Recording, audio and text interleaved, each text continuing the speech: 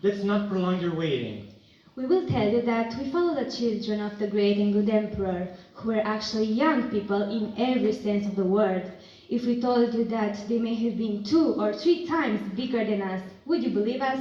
That's how the story goes. And we really paid attention to them. Do you know what their first concern was when they arrived to a place other than their beautiful garden? Well, with tears in their eyes, they took out from the pouch given by their father, the emperor, a few seeds. Why were they crying? Well, because they missed their father, especially since the emperor was also left crying at the gate of the wonderful garden. And after they made some small holes in the ground, they planted them. And every day they would go to a river near the place where they set up their tent and brought water to water the seeds. Sometimes the two mixed their tears with the water used for watering. And not long after, the seeds sprouted and emerged from the ground. The two of them were so happy when they saw the plants that grew bigger every day. It looks so much like the flower in our garden, exclaimed the emperor's daughter. It's just like it. Yes, it's the flower of love. Smell how beautiful it is. The whole air is filled with its fragrance. A few days later, another one sprouted. It's exactly like the flower of generosity, shouted the emperor's son. Now it has the same petals. Look, I've even thought of a gift for you.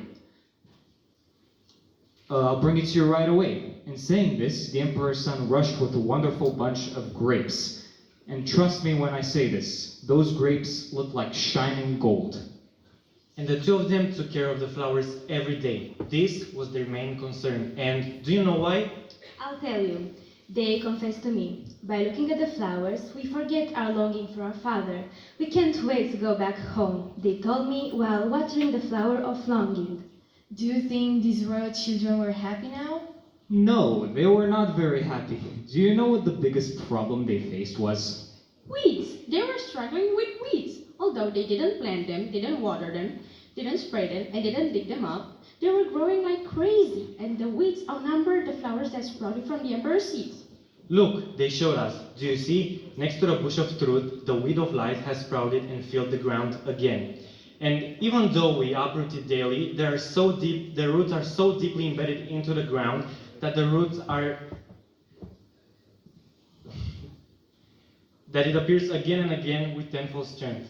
Just like the severed heads of the dragon in the story, because I didn't tell you there isn't time, but the dragon with 7 heads was also to blame for the departure of the emperor's children from the garden.